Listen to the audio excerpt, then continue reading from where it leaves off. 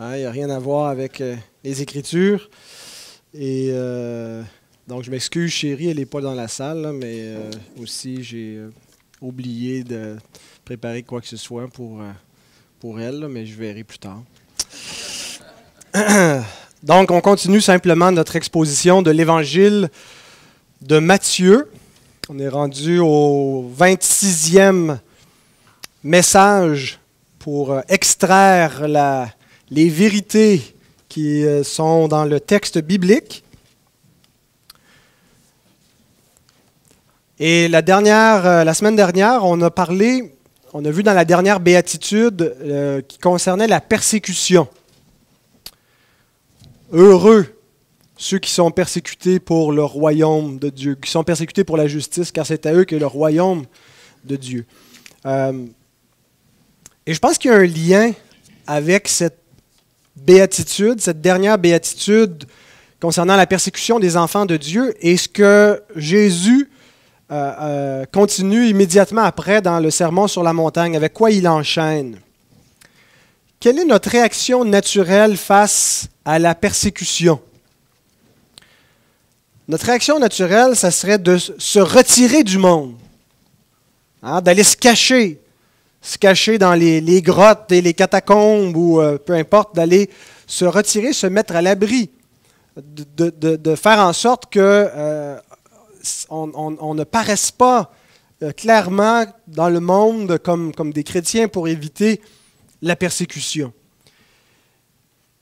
Et nous vivons tous, selon peut-être le degré de souffrance que nous portons pour Dieu, proportionnellement, inversement à la souffrance, nous avons cette tentation de nous cacher, d'éviter la souffrance en modérant notre ardeur comme enfant de Dieu pour éviter les conséquences d'être un chrétien. Et immédiatement, donc, Jésus ne nous laisse pas prendre cette voie-là.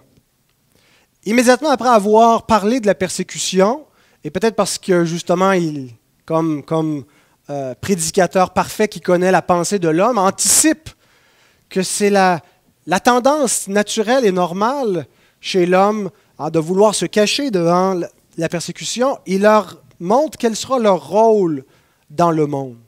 Vous avez envie de vous cacher, vous avez envie de vous replier sur vous-même, de vivre dans des ghettos, de vivre dans des communautés fermées, de faire en sorte d'éviter la persécution dans le monde. Mais voici votre rôle qui nous est décrit dans Matthieu 5, 13 à 16. Je vous invite à vous lever pour la lecture de la parole de Dieu. Vous êtes le sel de la terre. Mais si le sel perd sa saveur, avec quoi la lui rendra-t-on? Il ne sert plus qu'à être jeté dehors et foulé aux pieds par les hommes. Vous êtes la lumière du monde. Une ville située sur une montagne ne peut être cachée. Et on n'allume pas une lampe pour la mettre sous le boisseau, mais on la met sur le chandelier, et elle éclaire tous ceux qui sont dans la maison. Que votre lumière luise ainsi devant les hommes, afin qu'ils voient vos bonnes œuvres et qu'ils glorifient votre Père qui est dans les cieux. Notre Père qui est dans les cieux, nous voulons te demander de bénir ta parole qui vient d'être lue et qui sera exposée, Seigneur, dans ce message. Je demande, Seigneur, que tu m'accordes l'onction de ton esprit pour prêcher les Écritures et que tu nous accordes à tous cette onction pour comprendre les Écritures et les mettre en pratique. Nous sommes faibles et Seigneur, il est vrai que nous avons envie parfois de nous cacher. Nous avons envie d'éviter la persécution et tu nous dis pourtant que nous avons un rôle à jouer dans le monde, même s'il vient avec de l'opposition et de la souffrance. Aide-nous, notre Dieu, à embrasser cette mission. Remplis-nous de courage et d'assurance par la puissance de ton esprit et que nous puissions mettre en pratique ta parole. Pour ta gloire, au nom de Christ, nous te prions. Amen. Vous pouvez vous rasseoir.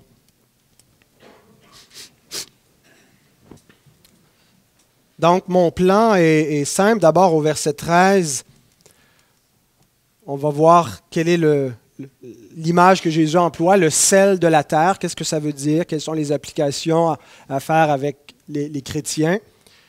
Versets 14 et 15, la lumière du monde, avec les images que Jésus donne. Et au verset 16, l'application que Jésus fait directement. Donc, le sel, la lumière et ensuite l'application. Mais avant, j'ai une question. Qui est le sel de la terre et qui est la lumière du monde? Jésus utilise la deuxième personne du pluriel, le vous. Comme ça, sans plus de précision, il ne dit pas, il y a des gens qui l'écoutent, donc c'est à eux qu'il parle. Mais il dit donc, vous êtes le sel de la terre, vous êtes la lumière du monde, que votre lumière brille ainsi devant les hommes. Qui est inclus dans ce vous? De qui parle-t-il? Le vous, il a déjà commencé à l'utiliser au verset 11. Heureux serez-vous. Jusqu'alors, dans son sermon, depuis qu'il a ouvert la bouche, Jésus parlait à la troisième personne. Heureux les pauvres en esprit. Donc, il indique et il décrit des gens. Bien sûr, ces gens-là doivent correspondre au vous, auquel il s'adresse directement par la suite. Mais donc, juste depuis le début, il parlait en décrivant une catégorie d'individus qui sont en fait ceux qui l'ont suivi, qui sont ceux qui sont nés de nouveau, qui ont les caractéristiques décrites dans les béatitudes. Et ces caractéristiques-là ne sont pas par nature, mais sont par la grâce de Dieu, par la puissance de son esprit. Mais là, donc, il y a cette transition de la troisième à la deuxième personne. Il n'est plus seulement en train de décrire objectivement des gens, mais là, il s'adresse directement à des gens et puis il dit « vous ». Et là, il parle à ses disciples, peut-être à un cercle plus intime, parce qu'on se souvient qu'il y a une grande foule qui a suivi Jésus, qui écoute ce sermon, et cette foule est mixte. Il y a des gens qui ont été appelés par le Christ, qui l'ont suivi, qui sont sauvés, mais il y en a d'autres qui le suivent pour d'autres motifs.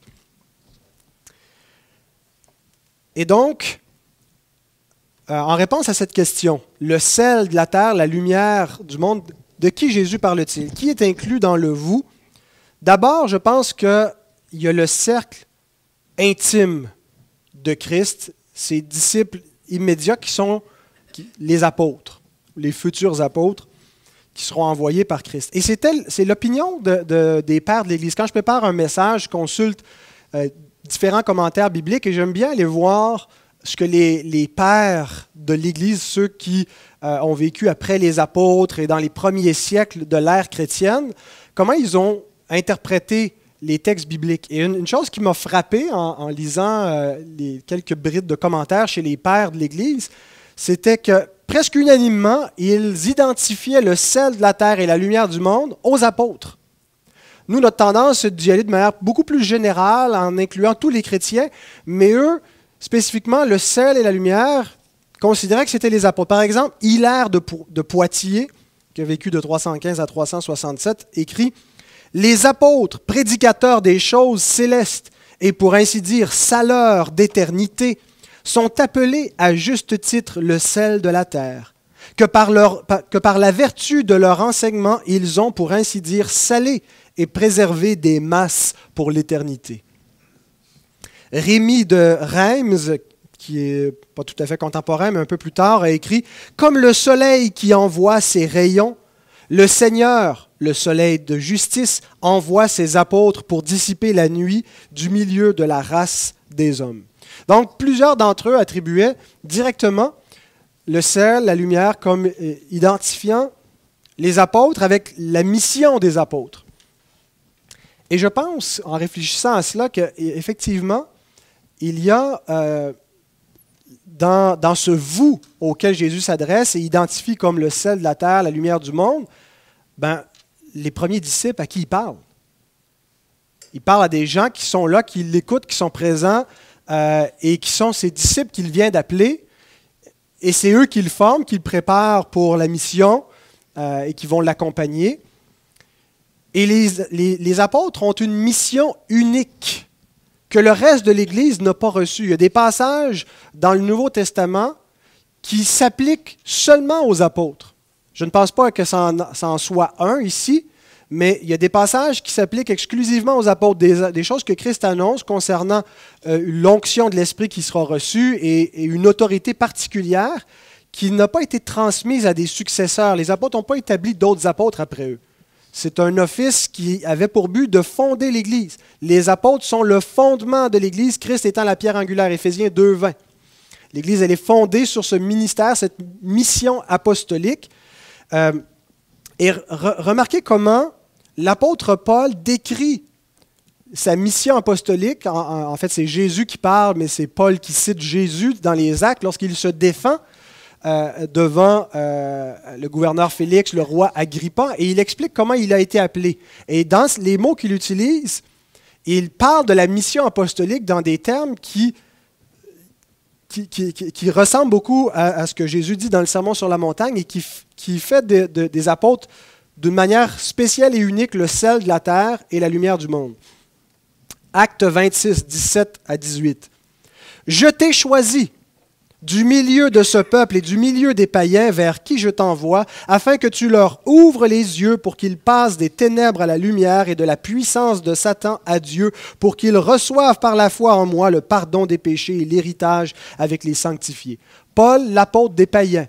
Paul décrit son ministère dans Éphésiens, chapitre 2, comme étant celui à qui Dieu a révélé que la dispensation de cette nouvelle alliance, de cette grâce révélée de l'Évangile, était non seulement pour le peuple d'Israël, mais pour les nations. Et il est l'instrument choisi par Dieu pour leur ouvrir la porte et faire connaître ce glorieux Évangile aux nations qui étaient jusqu'alors laissées dans les ténèbres. Et par lui, Dieu envoie la lumière vers les païens. Et donc, il y a, je pense qu'il faut reconnaître, effectivement, comme les pères avant nous ont lu dans ces paroles de Jésus, dans ce « vous », les apôtres. Mais je ne pense pas que c'est exclusivement les apôtres. Je pense que quand on regarde ce que l'Écriture nous dit ailleurs sur les croyants et sur l'Église collectivement, que le sel de la terre et la lumière du monde, c'est l'Église comme collectivité, comme corps. L'Église, elle est la colonne et l'appui de la vérité. C'est ce que Paul écrit.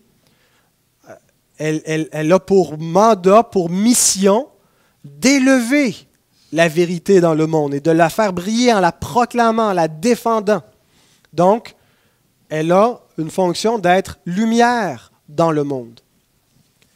L'Église manifeste la sagesse infiniment variée de Dieu. La sagesse multifacette de Dieu par la diversité des grâces qui est répandue. Elle est donc l'institution, la seule institution qui est directement basée sur l'Évangile et la Nouvelle Alliance. La famille, le mariage est une institution qui vient de Dieu, mais qui n'est pas proprement évangélique. C'est une institution créationnelle. Mais l'Église, colonne et appui de la vérité, fondée sur cet évangile-là, c'est par elle que cet évangile brille dans le monde. Elle est le corps de Christ.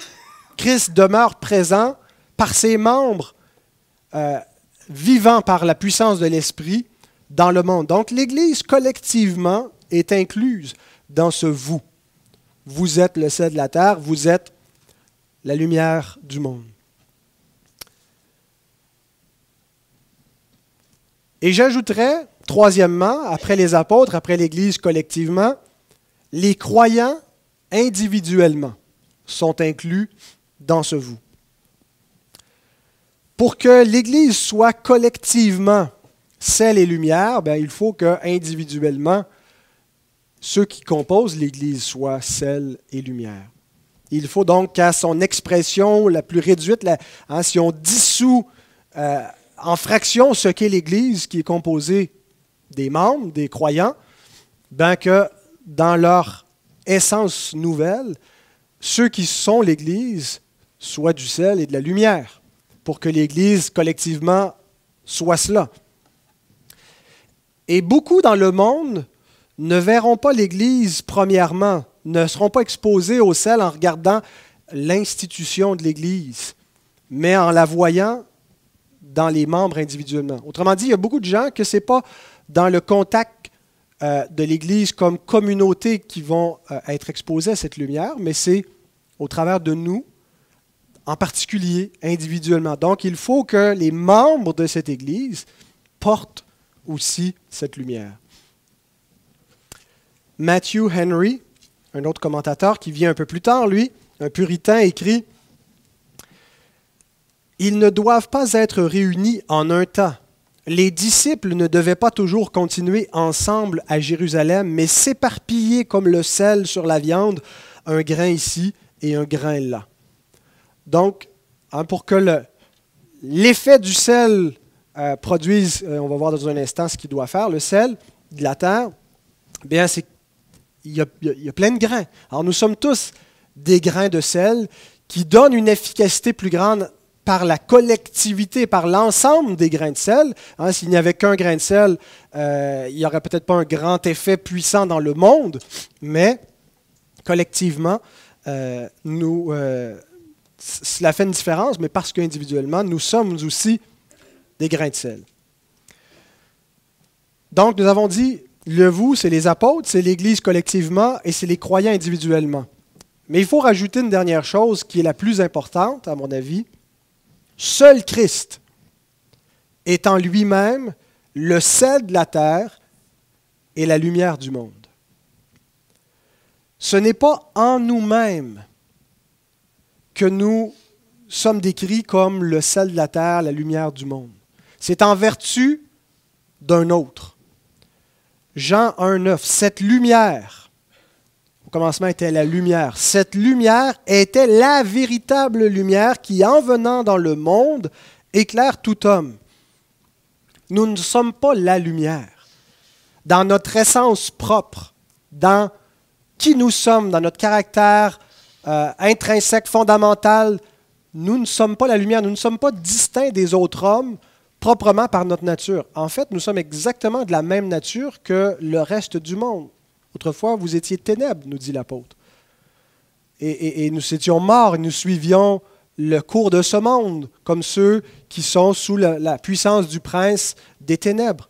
Donc, ce n'est pas en nous-mêmes, par une qualité, une vertu que nous avons naturellement, que Jésus nous appelle la lumière. La vraie lumière, c'est Christ.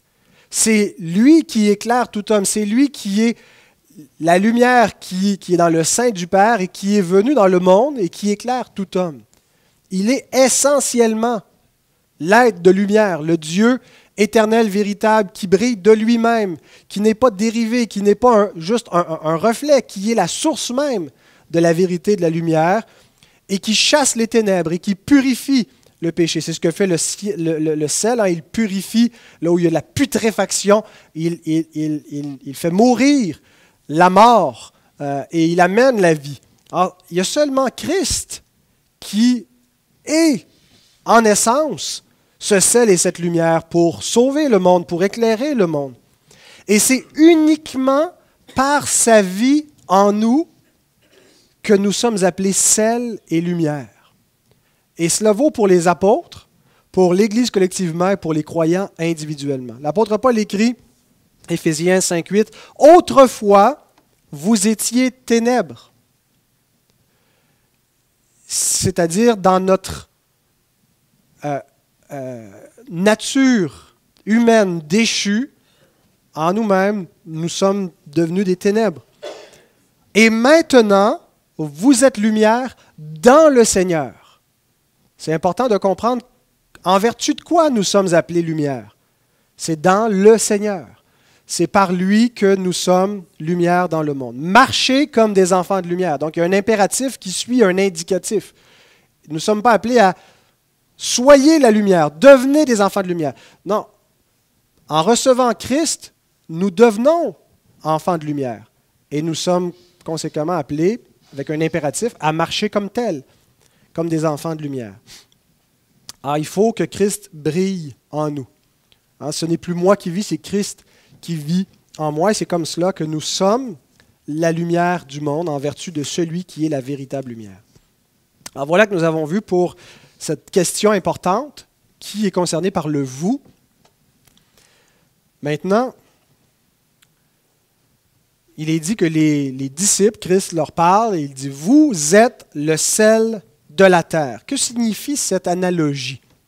Pourquoi il dit « Vous êtes le sel de la terre ». Aujourd'hui, le sel n'a peut-être pas dans notre culture générale alimentaire la même utilité, la même place qu'elle avait, la même importance qu'elle avait à l'époque. Aujourd'hui, le sel, on en consomme trop, des problèmes de santé à cause qu'on a trop de sel dans tout ce qu'on fait, et on l'utilise presque exclusivement pour assaisonner.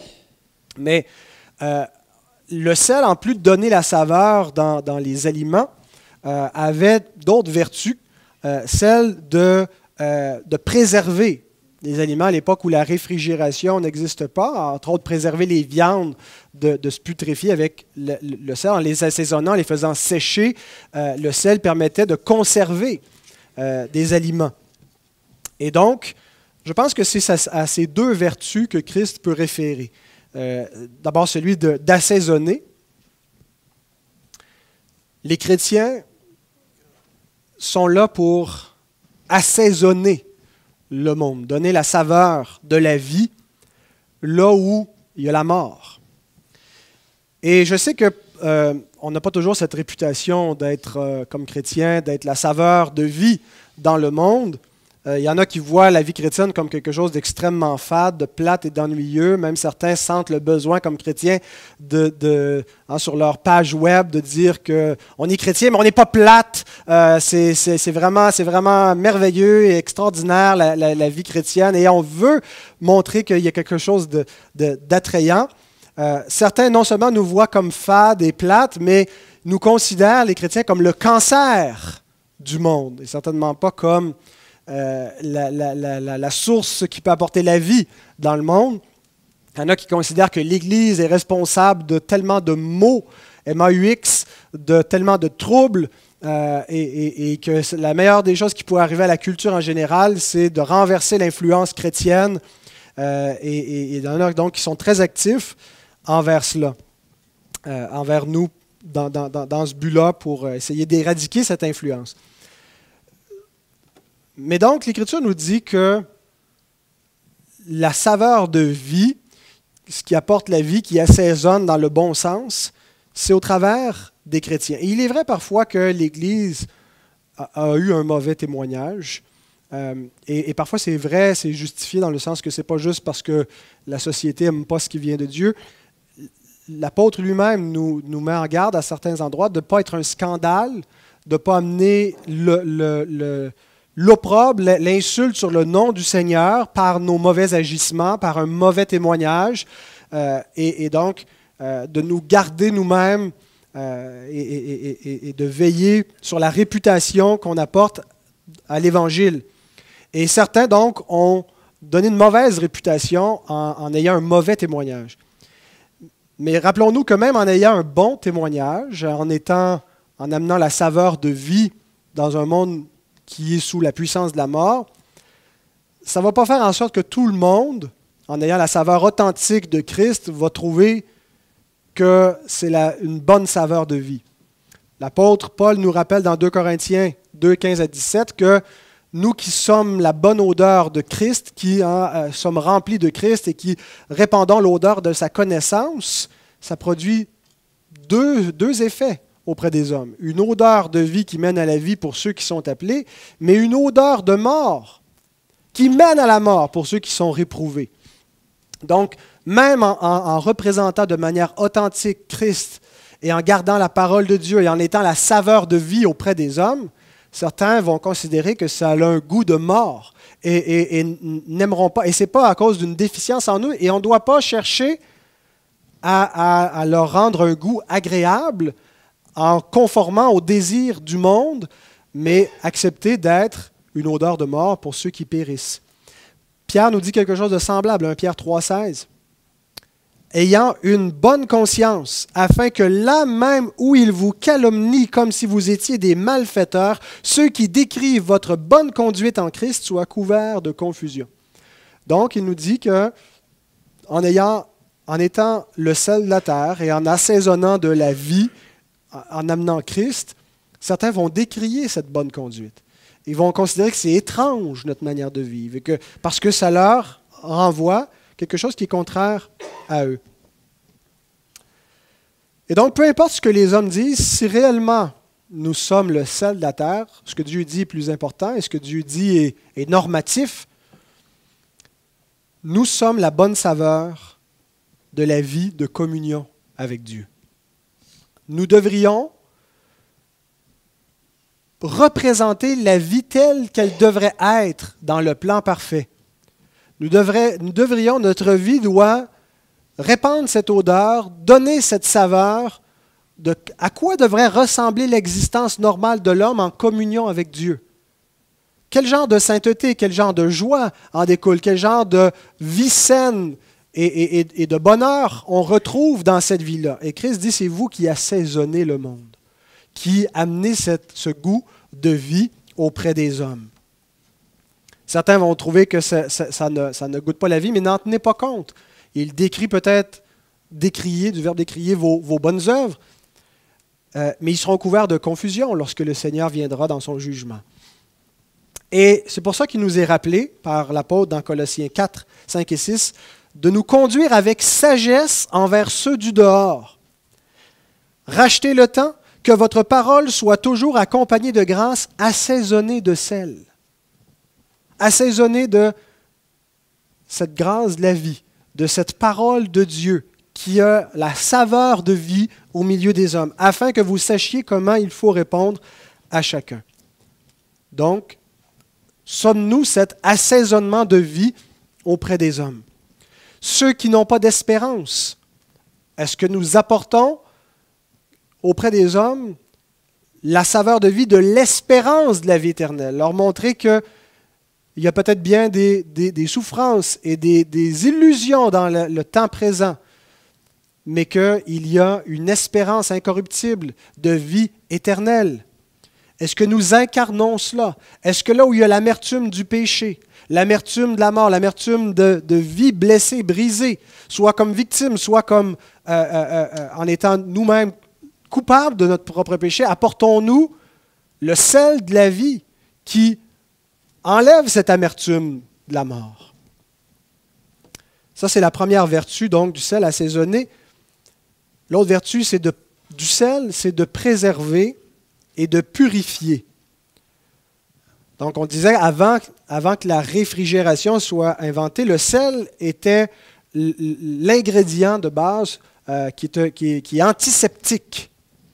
Hein, le sel préserve, mais en plus, il purifie. Là où il y a des bactéries, là où il y a de l'infection, le sel vient donc pour garder et pour purifier. On voit que dans l'Ancien Testament, l'Éternel dit que toutes les offrandes devaient être assaisonnées de sel. Signe de l'alliance entre toi et ton Dieu. Le sel qui préserve, qui garde. Dieu ne voulait pas qu'on lui offre des viandes putréfiées, mais des viandes qui sont préservées, qui sont gardées. On voit aussi que le sel servait, par exemple, à frotter les bébés nouveau-nés. On les purifiait avec le sel. On voit ça dans Ézéchiel 16, 4. Hein, il dit « Tu n'as pas été frotté à ta naissance avec du sel ». On frottait donc les bébés. C'était un antiseptique qui était utilisé à la naissance. Et donc l'image, c'est l'idée qu'on vit dans un monde qui est corrompu par le péché, la corruption, la mort et l'effet de putréfaction du péché qui se manifeste de toutes sortes de façons dans la parole des hommes, dans les intentions du cœur et qui affectent les relations. Eh bien, les chrétiens vont être un agent de conservation, le sel qui vient sur la plaie de ce monde. Et quand on a du sel sur une plaie, ça fait mal habituellement. Hein? Il y a une douleur qui est ressentie, il y a quelque chose de vif. Alors c'est normal. Et Christ dit, c'est d'ailleurs probablement pour ça que le monde persécute les chrétiens, parce que il lui indique qu'il y a la pourriture du péché. Et le monde n'aime pas la lumière à cause de cela. Et rejette la lumière, veut vivre dans les ténèbres, parce que la lumière expose ce que sont les ténèbres et expose la laideur du cœur humain.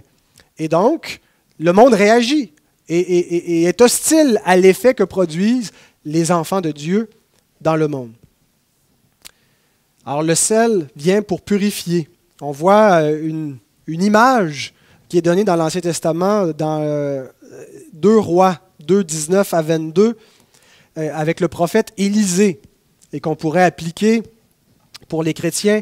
Les gens de la ville dirent à Élisée, voici, le séjour de la ville est bon, comme le voit mon Seigneur, mais les eaux sont mauvaises et le pays est stérile. Il dit, apportez-moi un plat neuf et mettez-y du sel. Et ils le lui apportèrent. Il alla vers la source des eaux et il y jeta du sel et dit, ainsi parle l'Éternel, j'assainis ces eaux. Il n'en proviendra plus ni mort ni stérilité. Les eaux furent assainies jusqu'à ce jour, selon la parole qu'Élisée avait prononcée. Donc, le rôle du sel est d'assainir, de purifier. Et l'Église, les chrétiens sont donnés par Dieu au monde comme un agent pour préserver, pour purifier. Je pense qu'on peut être extrêmement reconnaissant de vivre dans une culture qui a été comme ça assaisonnée par la doctrine du Christ, par la personne du Christ, au travers de l'Église chrétienne. Malgré tous ses torts et ses travers, la culture chrétienne a purifié beaucoup de choses dans le monde. Avant le christianisme, l'Empire romain réunissait les gens dans un colisée et regardait de pauvres gens condamnés à mort se faire jeter en pâture à des fauves. Il y avait toutes sortes de pratiques inhumaines que la foi chrétienne a purifiées. Bon, ce n'est pas encore la résurrection finale et la glorification. On attend celui qui est le sel par excellence et la lumière par excellence de revenir et d'achever la purification. Est-ce qu'il y aura une détérioration finale qui va s'amplifier? Est-ce que le christianisme va perdre de son influence de plus en plus? C'est tout à fait possible. Je ne suis pas au clair encore avec tous ces textes sur la fin des temps, mais une chose est certaine, la foi chrétienne a eu un effet de purification dans la société en général. Le double rôle du ciel de préserver d'un côté et de purifier, c'est ce que nous faisons dans la société. Le commentateur Leon Morris, on pourrait dire Léon Morris si vous préférez, dit « Ce qui est bon dans la société, ses disciples le préservent. Ce qui est corrompu, ils s'y opposent. » Il y a des choses qui sont encore bonnes dans la société. Les gens reconnaissent généralement que la fidélité est une bonne chose. Il y a des gens qui font l'apologie de l'amour libre sans engagement, puis multipartenaire, et on considère que c'est une mauvaise chose, et ça, on s'y oppose. Mais la société, de manière générale, considère que la fidélité, que la stabilité, qu'un couple solide, une famille saine, c'est une bonne chose. Alors, les chrétiens ont un rôle où ils préservent cela. Il montre aux gens pourquoi c'est bon et d'où est la source de cela et pourquoi, si on ne conserve pas ces bonnes choses qui viennent de Dieu, la société se détériore. Et on s'oppose à ce qui est mauvais. On s'oppose aux valeurs que le monde promeut et que le prince des ténèbres pousse de l'avant par toutes sortes d'avenues et on y résiste. Donc, on préserve ce qui est bon dans la société et on s'oppose à ce qui est corrompu. Maintenant, que signifie perdre sa saveur? Le sel, c'est du chlorure de sodium. Et en principe, ça ne perd pas sa saveur. On le dissout, mais c'est un élément qui, quand il est pur en soi, c'est du sel, il ne peut pas perdre sa saveur. Mais nous, c'est parce qu'on utilise du sel raffiné. Du sel qui a été purifié des minéraux qui ne lui sont pas propres. Et donc, c'est pour ça que certains naturalistes d'aujourd'hui disent ouais, l'image de Jésus n'est pas tout à fait bonne parce que le sel ne peut pas vraiment perdre sa saveur. Le sel est en soi du sel. On le dissout dans des aliments, mais il reste toujours du sel. Mais le sel auquel Jésus fait allusion, le sel qu'on employait, qu'on récoltait dans la Méditerranée ailleurs, n'était pas un sel complètement pur. C'était un sel qui est amalgamé avec différents minéraux. Et parfois, s'il y avait trop un grand mélange, le pourcentage de chlorure de sodium perdait son efficacité. à cause de la présence de minéraux étrangers. Et donc, je pense que c'est ça l'idée ici de perdre sa saveur, c'est le mélange avec l'impureté.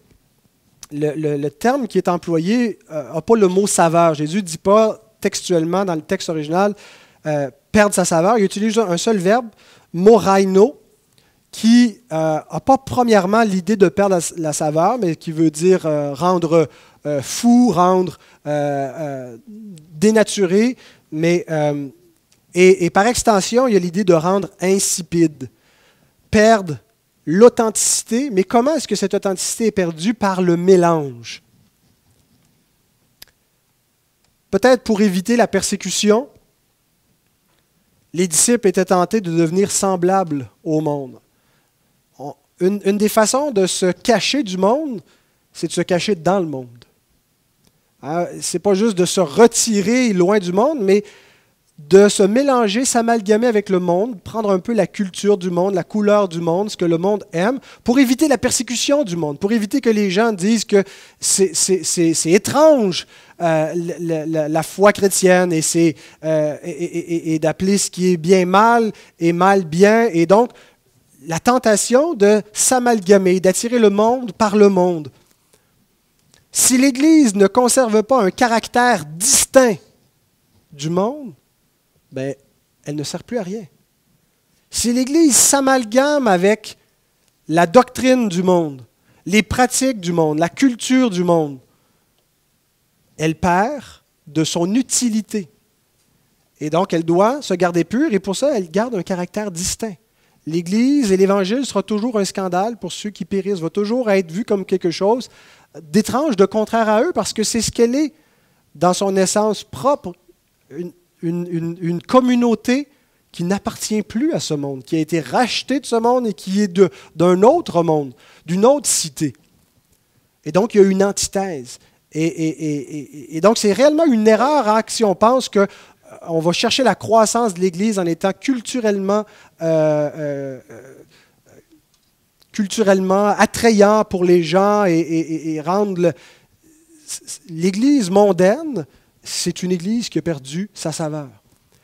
Et ça ne veut pas dire qu'il n'y a plus aucun sel, il n'y a plus rien de vrai, mais ce mélange-là fait en sorte que l'Église perd son caractère distinct.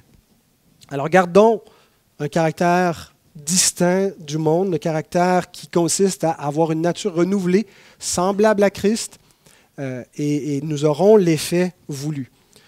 Maintenant, au verset 14 et 15, Jésus continue en disant à ses disciples, « Vous êtes la lumière du monde. »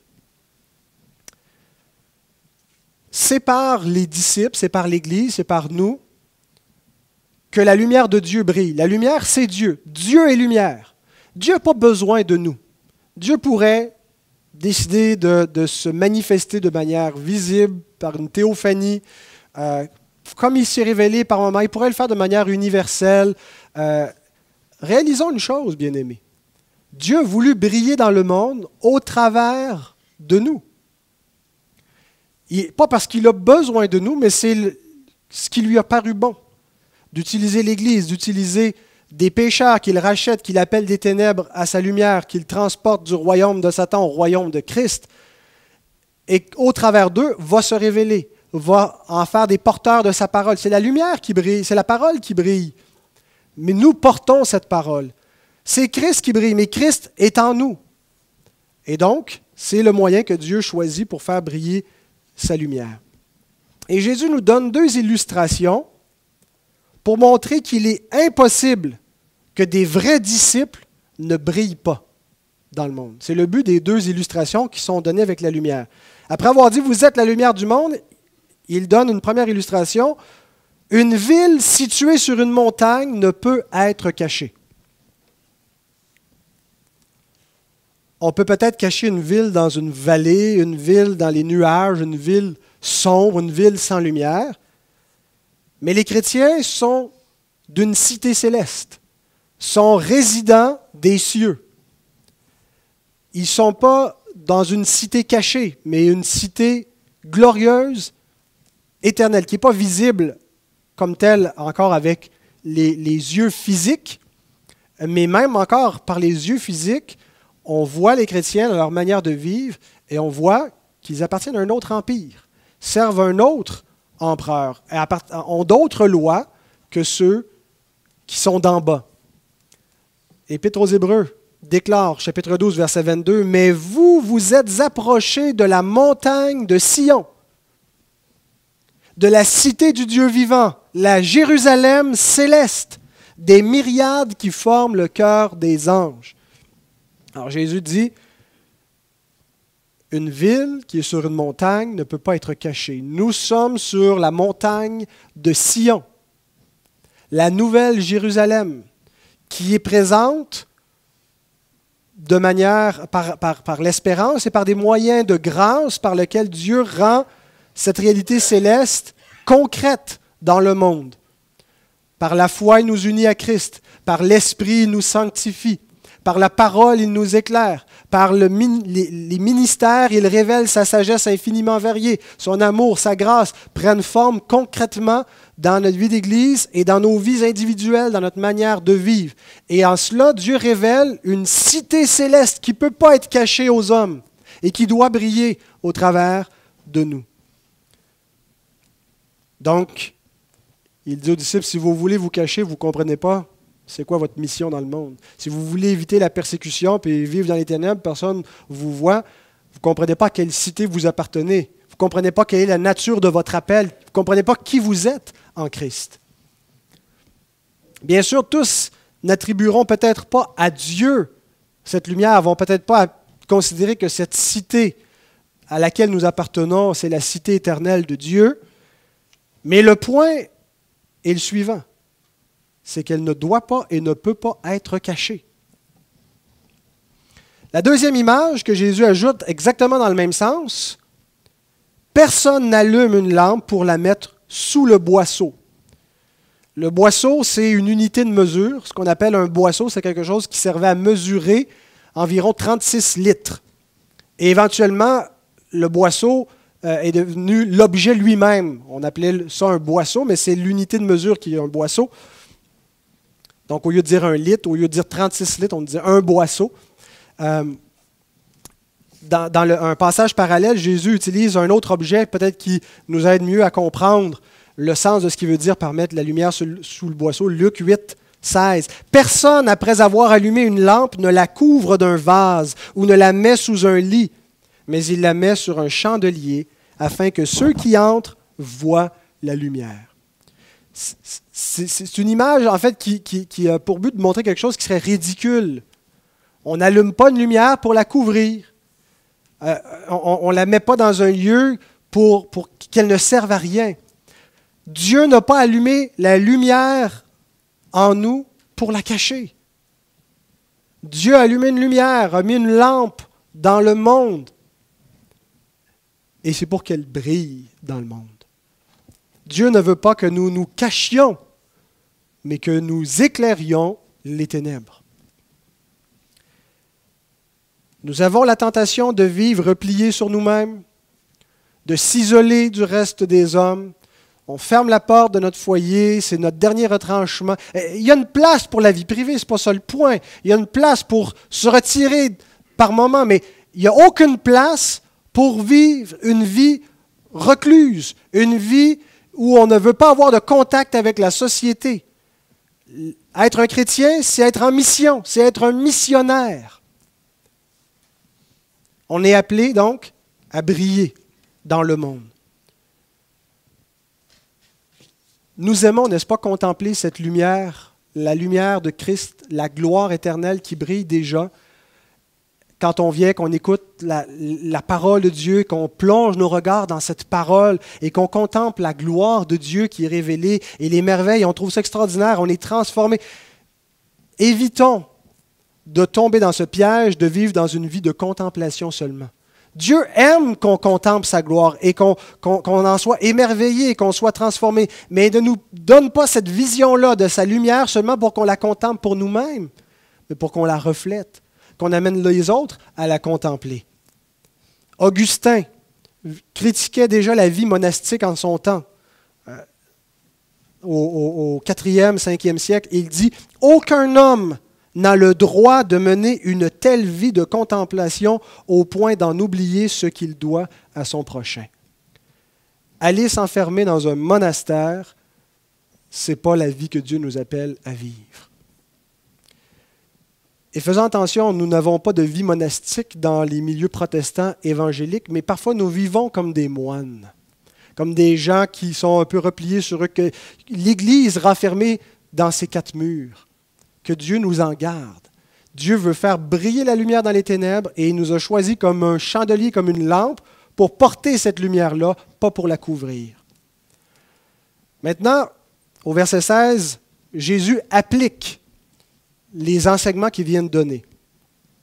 Il dit « Que votre lumière luise ainsi devant les hommes, afin qu'ils voient vos bonnes œuvres et qu'ils glorifient votre Père qui est dans les cieux. » Au verset 13 et 15, il n'y avait pas d'impératif. Même si moi, je parle un peu à l'impératif et que je donne des exhortations, les versets 13 à 15 étaient tous à l'indicatif. L'indicatif, c'est le mode qui sert à décrire une réalité, une vérité. Vous êtes le sel de la terre, vous êtes la lumière du monde. Il ne nous donne pas de commandement, il nous indique. Mais il arrive au verset 16 et maintenant, sur la base de ce qu'il nous a indiqué, sur la base de l'indicatif, sur la base des vérités qu'il vient d'établir, il nous donne des impératifs, des choses à mettre en pratique, des commandements à appliquer. Et donc, ce qu'on voyait ce matin, ceux qui étaient avec moi pour l'étude biblique, ne vous bornez pas à écouter la parole seulement en se séduisant par de faux raisonnements, mais il faut la mettre en pratique. Donc, ce que Jésus nous dit, il nous le dit dans un but pour en venir à l'obéissance. Et dans ce qu'il nous donne au verset 16, on retrouve un commandement, un impératif, une exhortation spécifique avec deux buts à poursuivre. Si vous voulez une chose à faire, mais avec cette même chose, on vise deux buts. Alors, cette chose, c'est la suivante. Que votre lumière luise devant les hommes. Le commandement, l'application que Jésus nous fait, c'est tout simple. Il nous demande que notre vie, que la lumière qu'on a reçue de lui, que ce que nous savons sur Dieu, que ce que ça implique pour notre façon de vivre, on ne le cache pas, mais que ça brille devant les hommes. Ce n'est pas un commandement, premièrement, à aller prêcher, ce n'est pas un appel, sortez dans la rue, allez prêcher l'Évangile à tous. Et je pense que si on se sent à l'aise pour sortir et aller prêcher, gloire à Dieu, puis faisons-le si on a les dons et la personnalité pour le faire. Mais le point n'est pas premièrement un appel sortir à prêcher. C'est d'abord un appel à simplement vivre notre vie chrétienne avec toutes ses implications devant tous, sans le cacher. Vivre simplement comme une lettre ouverte, comme un témoignage de la personne de Christ. Alors, comment est-ce qu'on fait ça concrètement? En affichant que Christ est notre Seigneur. Il y aura beaucoup de moments dans notre vie où nous sommes tentés de cacher la seigneurie de Christ. On est tenté en voulant désobéir, en ne révélant pas, en ne verbalisant pas notre allégeance à Christ et à son royaume. Mais laisser la lumière briller, laisser votre lumière luire devant les hommes implique que nous ne cachons pas, mais que nous sommes très ouverts avec le fait que nous croyons que Jésus-Christ est Seigneur. Et il n'y a pas d'autre Seigneur. Il est le seul Seigneur. Et s'il est Seigneur, Jésus dit, « Pourquoi est-ce que vous m'appelez Seigneur et vous ne faites pas ce que je vous dis? » S'il est Seigneur, ça ne consiste pas seulement à le confesser du bout des lèvres, mais à lui obéir. Nous ne voulons pas le cacher, mais par notre témoignage et par nos paroles, nous sommes prêts à le révéler. Nous n'avons pas honte de lui, nous l'affirmons, même au milieu d'une génération perverse, adultère, qui va trouver cela étrange, qui va trouver ça ridicule. Tous ne trouveront pas ça étrange et ridicule parce que Dieu, par cela, va en amener d'autres à confesser Christ. Mais donc, c'est la première chose, en affichant que Christ est notre Seigneur. En vivant dans une parfaite honnêteté. Une parfaite honnêteté ne veut pas dire d'être des espèces de légalistes là, morbides, là, de dire ah, là, j'ai roulé à 102 sur l'autoroute, puis ça dit maximum 100, j'ai commis un péché parce que je suis allé plus vite que la vitesse permise.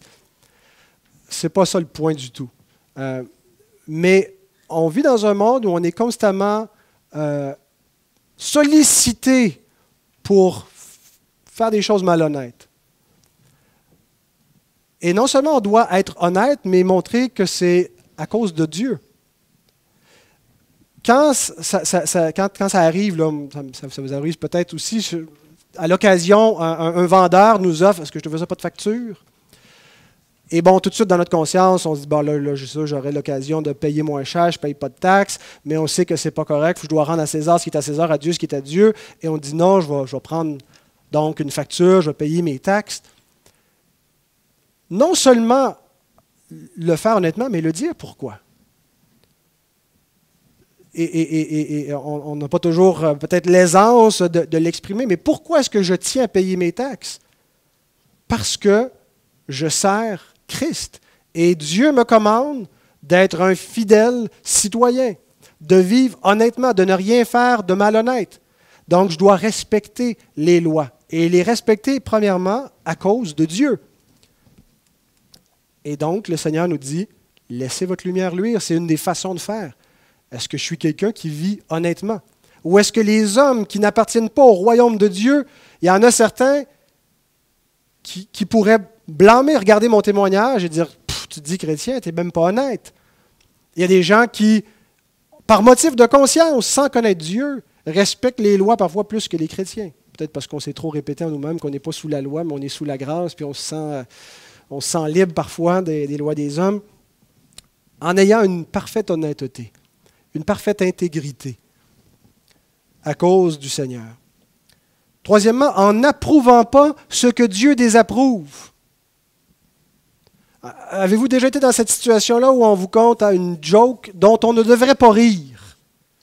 Et là, parce qu'on ne veut pas insulter, offenser la personne, on la rigeonne un peu. Et puis, on fait semblant d'approuver ce que Dieu désapprouve. Ou des fois, ce n'est pas une blague, des fois, c'est les valeurs que les gens partagent. Les gens ne se gênent pas pour dire pour qui ils vont voter et pourquoi ils sont anti-ci et anti-cela. Et là, on est timide, on n'ose pas affirmer clairement les valeurs du royaume. Et qu'est-ce qu'on défend et pourquoi, quelles sont nos convictions? Nous ne devons pas approuver ce que Dieu désapprouve. Et approuver, on approuve ce que Dieu approuve et on désapprouve ce que Dieu désapprouve. Mais en désapprouvant ce que Dieu désapprouve, on va désapprouver ce que les hommes approuvent. Et Christ dit, ne le cachez pas. Acceptez les conséquences que ça va apporter. On n'a pas besoin d'être un militant, de courir après ceux qui ne pensent pas comme nous pour essayer de leur dire qu'ils ont tort. Mais lorsqu'on se trouve dans une situation où notre opinion est demandée, où on nous expose à quelque chose avec lequel on ne peut pas être en accord, ne faisons pas semblant d'approuver les hommes. Laissez la lumière briller. Quatrièmement, en démontrant les vertus chrétiennes dans notre caractère. On est appelé à montrer de la douceur. Soyez toujours prêts à vous défendre devant quiconque vous demande raison de l'espérance qui est en vous. Mais Pierre qualifie à vous défendre avec douceur et avec respect. Si, comme chrétien, on insulte les gens, et pour ne pas insulter les gens qui ne pensent pas comme nous, il faut aussi nous rappeler à pas juste les voir comme des criminels et des coupables, mais comme des gens, quelque part, un peu victimes de la puissance des ténèbres qui les empêche. Et donc, montrons la vertu par la douceur, montrons la vertu par la grâce. Qu'on soit des gens qui sont des pacificateurs. On ne cherche pas les chicanes avec les voisins. On est prêt à passer par-dessus des choses. On cherche la paix. On cherche à vivre en harmonie avec le monde. On ne retourne pas l'insulte quand il y a l'insulte. Quand on va dire aux gens ce qu'on pense et qu'ils vont nous insulter, bien, on ne les insulte pas en retour. On leur démontre la grâce, comme Christ qui ne rendait pas l'injure, mais qui avait de la douceur. Et on s'en remet à Dieu. C'est lui qui jugera les hommes et les paroles des hommes à la fin. Donc, on n'est pas un caractère hostile, mais paisible, qu'on ait cette douceur-là, qu'on démontre et qu'on cherche activement à joindre à notre foi, la vertu ainsi de suite. Donc, il y a un travail à faire. C'est l'œuvre de l'Esprit, mais l'Esprit le fait en collaborant avec nous. Travaillez votre salut avec crainte et tremblement, car c'est Dieu qui produit en vous le vouloir et le faire. On n'est pas inactif dans la quête de ce caractère pieux à l'image de Christ. Cinquièmement, en faisant de bonnes œuvres. La lumière va briller du caractère, elle doit venir d'un cœur renouvelé par la grâce et qui revient constamment au trône de la grâce pour être secouru, pour recevoir la patience quand on manque de patience, la sagesse quand on manque de sagesse, le courage quand on manque de courage, l'amour, la douceur.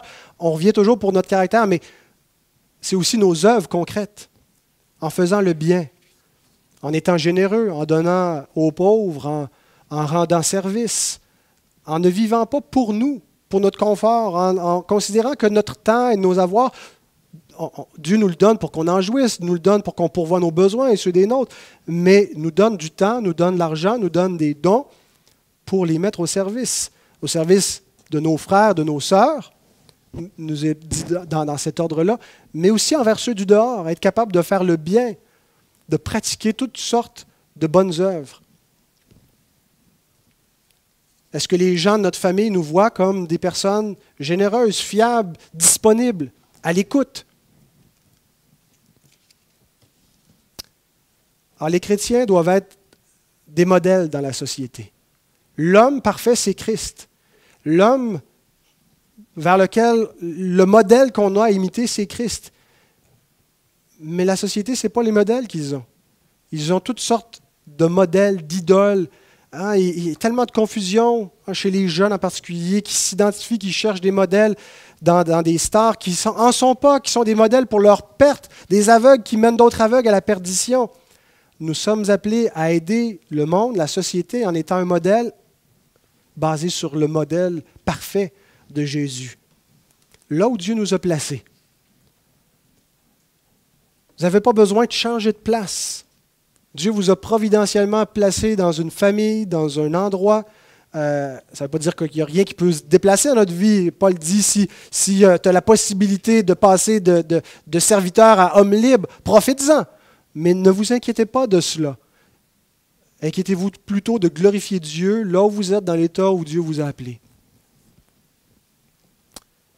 Alors nous devons avoir un souci pour la société, un souci pour les gens qui nous entourent, être habités par ce souci missionnaire. Et donc, terminant avec ça, Jésus donne 2 raisons à cela, à laisser briller la lumière que Dieu a mise en nous. Le premier but, c'est pour que les hommes voient la lumière. Notre mission, ce n'est pas simplement de bien vivre notre vie. De mener une bonne vie, ça va glorifier Dieu. Ce n'est pas juste pour nous, pas juste pour notre bien-être. Mais notre mission première, c'est de conduire des hommes à Christ. Et pour cela, il faut simplement briller là où nous sommes. Paul écrit ceci aux Corinthiens dans sa 2e épître. Il dit, « C'est vous qui êtes notre lettre, écrite dans nos cœurs, connue et lue de tous les hommes. Vous êtes manifestement une lettre de Christ, écrite par notre ministère, non avec de l'encre, mais avec l'Esprit du Dieu vivant.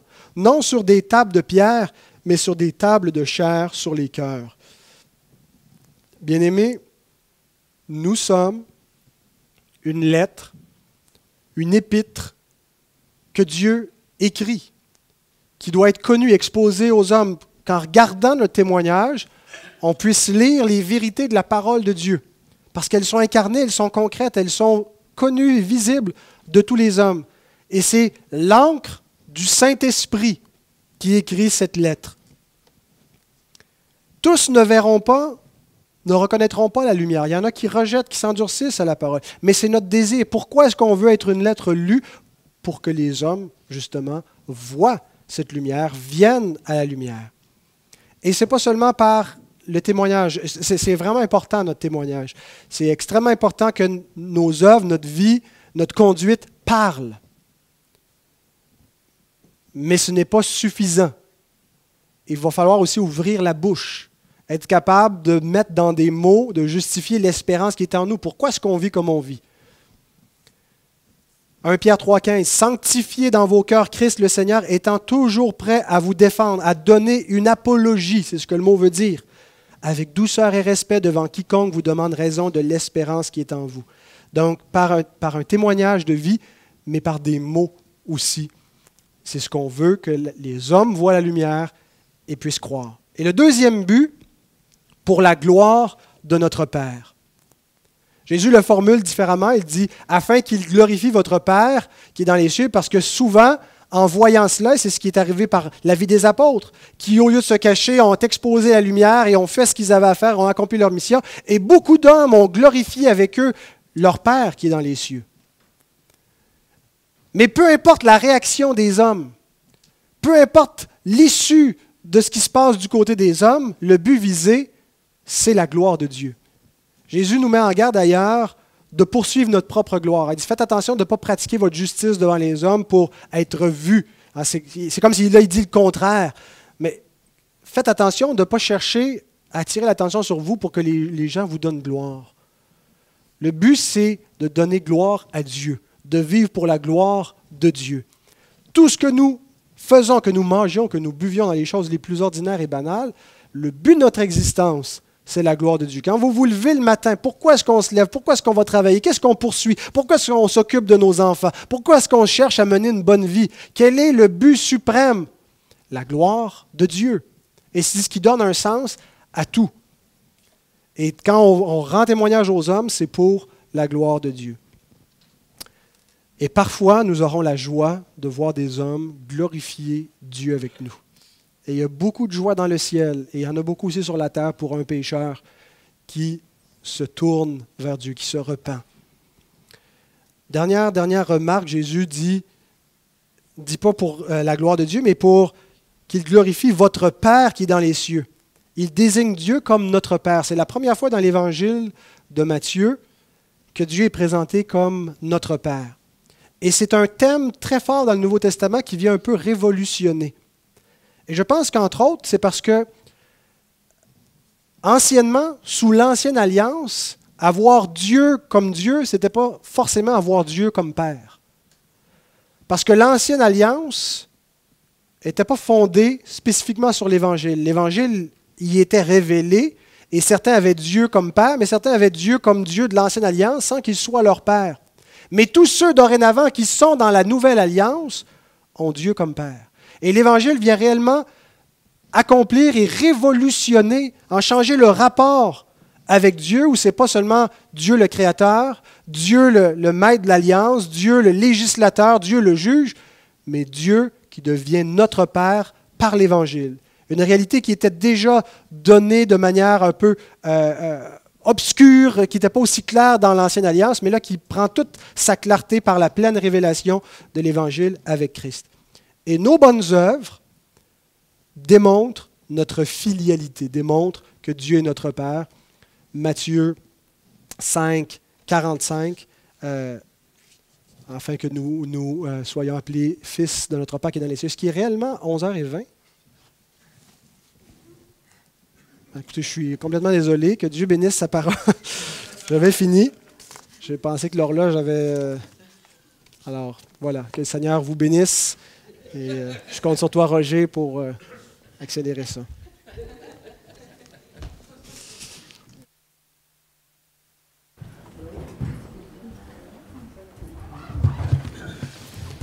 On ne vous en tiendra pas rigueur, maître.